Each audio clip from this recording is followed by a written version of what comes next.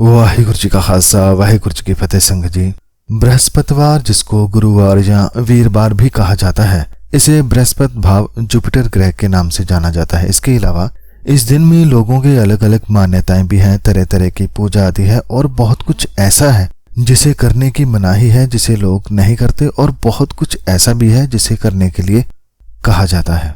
परंतु आज हम यहाँ एक साथ मिलकर इसलिए बैठे हैं ताकि हम जान सकें कि श्री गुरु ग्रंथ साहिब जी इस दिन के बारे में हमें क्या समझाते हैं।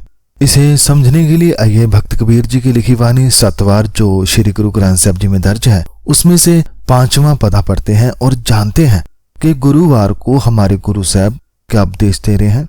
तो इस पदे की पहली पंक्ति है, बृहस्पति भिखिया दे बहाय। भिखिया भाव माया, अर्थात बृहस्पति से यह उपदेश है कि ऐ प्यारे मन, माया के प्रभाव को, जहर को सिफ्त सलाह के प्रवाह में बहा दे। संग जी, हमारे देश में बहुत सी नदियां बहती हैं, बहुत से छोटे नाले बहते हैं, परंतु कुछ नदियों को छोड़कर आज किसी भी नदी का पानी पीने योग्य नहीं रहा, क्योंकि शहरों और बड़ी कंपनियों ने जहां नदियों में गंदा पानी छोड़ा, वहीं हम भी इसे गंदा करने में पीछे ना रहे। हमने भी नदी, नालों, दरियाओं में किसी के कहने पर कभी कुछ फेंका, कभी कुछ। पर गुरु से फरमाते हैं कि ऐ मन, यदि कुछ फेंकना है तो भिखिया को फेंक, माया को बहा, और बाहर किसी नदी में नहीं, परमात्मा के नाम के दरिया में माया को बहा दे। संग जी, हमारे अंदर से निकालने वाली भाव, हमारे दिमाग में से, मन में से जो निकालने वाली सबसे जरूरी वस्तु है वह है माया भाव। वह विचार जो हमें नरक की ओर लेकर जाते हैं, वह विचार जो हमें झूठ की तरफ लेकर जाते हैं, वह अवगुण जो हमें पल भर के मजे के बाद पूरी उम्र दुख देते हैं। गुरु से फरमाते हैं कि ऐ मन, ऐसी झूठी माया को तू बहा दे। परंतु बहाना किसमें है, यह भी एक बड़ा सवाल है। इसका जवाब है कि माया को नाम में बहा देना है। पर यह इतना भी सरल नहीं जितना कहा जाता है, क्योंकि यदि हम किसी बुरी आदत को छोड़ना चाहते हैं तो कैसे छोड़ेंगे। किसी भी बुरी आदत को छोड़ने का एक ही तरीका होता है कि उसके मुकाबले कोई अच्छी आदत डाल लो। जैसे कि हमने पिछले दिनों में एक अच्छी आदत के बारे में बार बार चर्चा की है, वह है नाम को मन में बसाने की, नाम रस को पीने की। जितना अधिक हम नाम से जुड़ेंगे, गुरु की वाणी को हम जितना अधिक मन में बसाएंगे, उतनी जल्दी माया हमारे मन से जाएगी, भीतर से बह जाएगी। जैसे किसी गिलास में गंदा पानी है, यदि उसमें निरंतर साफ पानी भरते जाओ तो एक न एक दिन उस गिलास के अंदर साफ पानी भर ही जाएगा, और जो गंदा पानी है वे अपने आप बह जाएगा।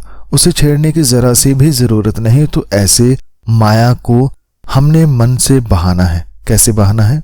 अपने मन में ज्यादा से ज्यादा नामरस को भरना है, ज्यादा से ज्यादा वाणी को पढ़ना, समझना है।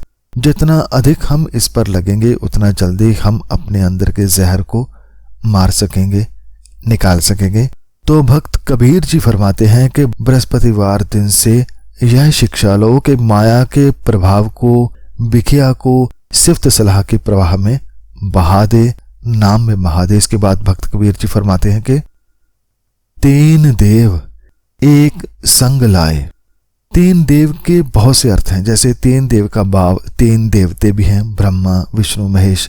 3 देव का भाव अग्नि, वायु और सूर्य भी है।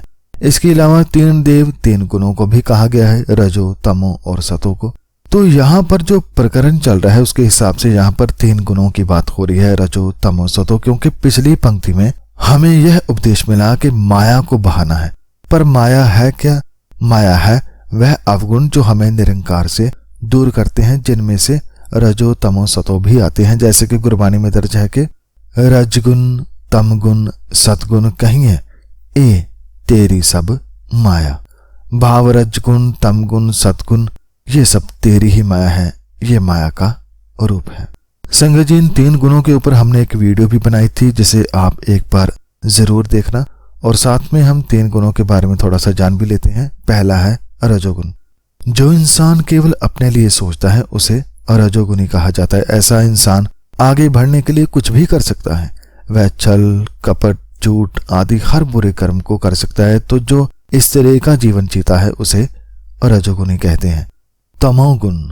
तमोगुण रजोगुण से भी नीचे का स्तर होता है। इसमें इंसान लोभ, निंदा, अहंकार, बेईमानी, काम, क्रोध आदि में बुरी तरह अंधा हो चुका होता है, फंसा होता है। वह इतना नीचे गिर जाता है कि किसी का भी कत्ल कर सकता है, रेप कर सकता है। यानी आप जितना बुरा सोच सकते हैं उससे भी बुरे को तमोगुणी कहते हैं। सतोगुणी, सतोगुणी इन दोनों से ऊपर होता है, जो धर्म कर्म करता है, पूजा पाठ करता है, तीर्थों पर जाता है। वह हर कर्म जिसे धर्म में कहा गया है वह करता है। किसी का दिल न दुखाया जाए, सबका सम्मान किया जाए, पूजा पाठ किया जाए। वह ऊपर ऊपर से बहुत ही महान वह साधु संत नजर आता है। जिसमें ये गुण होते हैं उसे सतोगुणी कहते हैं। संगत जी, आप सोच रहे होंगे यह तो अच्छा गुण है। हाँ, बिल्कुल ये है, पर इसके अंदर अहंकार भी है जो इसे माया का गुण बना देता है। जैसे कि मैंने पाठ किया, मैंने दान किया, मैं सबसे ऊपर हूं, बाकी सब तो दुनियादारी में लगे हैं। और गुरु से फरमाते हैं कि हमें केवल रजो तमो से ही नहीं बल्कि तीनों से ऊपर होना है। भाव हमारे भीतर मैं नहीं रहनी चाहिए कि मैं कुछ कर रहा हूं तो कुछ हो रहा है। नहीं, हमें उस अवस्था तक जाना है जहां जाकर यह पता चलता है कि मैं नहीं बल्कि जो वह अकाल पुरख करवा रहा है वही हो रहा है। मैं तो अब रहा ही नहीं, मैं तो अब तू हो गया है, मैं बूंद तो अब सागर में मिल गई हूं। जो तीनों से ऊपर हो जाता है उसे गुरबानी में चौथा गुण, चौथा पद, तुरीय अवस्था आदि नाम से जाना जाता है। तो भक्त कबीर जी फरमाते हैं कि तीन देव हैं, उनमें जाने की बजाय तू एक के संग खुद को लगा ले और इन माया के गुणों को प्रभु के नाम में बहा दे, भाव बाहर कर दे। तो संगत जी, गुरुवार को हमें यह उपदेश मिला कि हमें अपने अंदर की बुराई, रजो, तमो, सतो आदि जो माया का रूप है उन्हें बहा देना है। इतना सा भी अंदर ख्याल नहीं रखना कि मैं रब की बंदगी कर रहा हूं, मैं कुछ कर रहा हूं। नहीं, निरंकार करवा रहा है तो मैं कर रहा हूं, यहां तक पहुंचना। इसके आगे वाली पंक्ति को पढ़ते हैं जिसमें इस विचार को आगे बढ़ाया गया है। भक्त कबीर जी फरमाते हैं कि तीन नदी तह त्रिकुटी मां है। पिछली पंक्ति में हमने जाना कि हमने अपने अंदर से माया को, माया के तीन देवों को परमात्मा के नाम में बहाना है, अपने अंदर की मैल को बाहर निकाल देना है। और जो ऐसा नहीं करते उनके बारे में यह पंक्ति है जिसमें उपदेश है कि तीन नदी, भाव तीनों रजो तमो सतो, यह तीन नदियां निरंतर हमारे अंदर बहती रहती हैं। कभी हमें रजो पर सवार होकर केवल अपने लिए सोचने पर मजबूर करती है और कभी धार्मिक होकर हम सतों पर सवार हो जाते हैं। कभी हम तमो पर सवार होकर अपना प्रयास सब भूलकर पाप करने लग जाते हैं। तो हमारे अंदर यह तीन नदियां सदा बहती ही रहती हैं और जहां यह तीन नदियां बह रही हैं तह, भाव वहां मन त्रिकुटी मां है, वहां मन त्रिकुटी में फंसा हुआ है। वह मन इंसान दुखी रहता है, वह मन परेशान रहता है, उसके माथे पर हमेशा चिंता की लकीरें दिखाई देती हैं। तो संगत जी, हमें अब सोचना है कि हमें दुखी रहना है, परेशान रहना है, अंदर से निराशा से भरे रहना है, पापी बने रहना है, शैतान बने रहना है, या हमें इंसान बनना है, एक भला इंसान जिसमें दया हो, जिसमें प्रेम हो, सबसे जरूरी विवेक हो, ध्यान हो, सब्र हो, संतोष आदि प्रभु गुण हो। हमें क्या बनना है? इसका एक ही जवाब है कि हमें तो नेक ही बनना है। और ऐसा बनने के लिए भक्त कबीर जी ने पहली ही पंक्ति में फरमाया कि यदि ऐसा बनना है तो इस माया को जो तुम अपने अंदर लिए बैठे हो, जिसको तुमने अपना दोस्त बना रखा है, उस माया को, बिखिया को मन से ऐ मेरे प्यारे बाहर कर दे, बहा दे। वह कैसे? एक से जुड़कर। एक से कैसे जुड़ना है? गुरु की वाणी द्वारा। गुरबानी जिसमें प्रभु के नाम का, गुणों का, रसों का खजाना है, उसे मन में भरकर जब गुरु कृपा से हम प्रभु को पहचान लेंगे, उसके नाम का स्वाद चख लेंगे, तो शैतानियत, पाप, बुराई अपने आप अंदर से बह जाएगी, दूर हो जाएगी। तो ऐसे अपने पापों को धोना है। जैसे कि इस पदे की अंतिम पंक्ति में भक्त कबीर जी फरमाते हैं कि अहनिस कसमल तो वह ना है। अहनिस भाव दिन रात, कसमल भाव पाप, अर्थात दिन रात बुरे कर्म करते हैं, सिफ्त सलाह से वंचित रहने के कारण उन्हें धोते नहीं हैं। संगत जी, भक्त कबीर जी फरमाते हैं कि रोज रोज दिन रात तो पाप ही कमाता जा रहा है, कभी इन्हें धोता नहीं।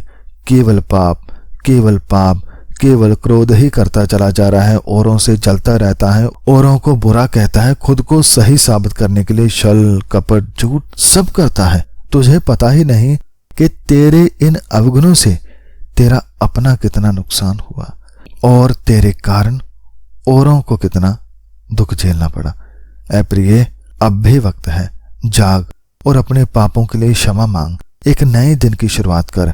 जैसे रोज शरीर को साफ करता है, ऐसे मन की मैल को भी रोज साफ कर। अंदर के मैले विचारों को नाम से धो दे और भीतर से निर्मल हो जा।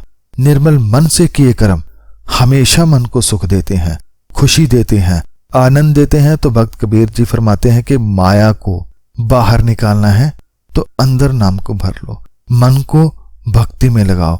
जो ऐसा नहीं करते वह दिन रात अहनिस पाप करते चले जा रहे हैं। भक्ति से वंचित होने के कारण, परमात्मा को भूल जाने के कारण पापों को धोते नहीं हैं। ऐसे वह अपने जीवन को जीते जी नरक बना लेते हैं।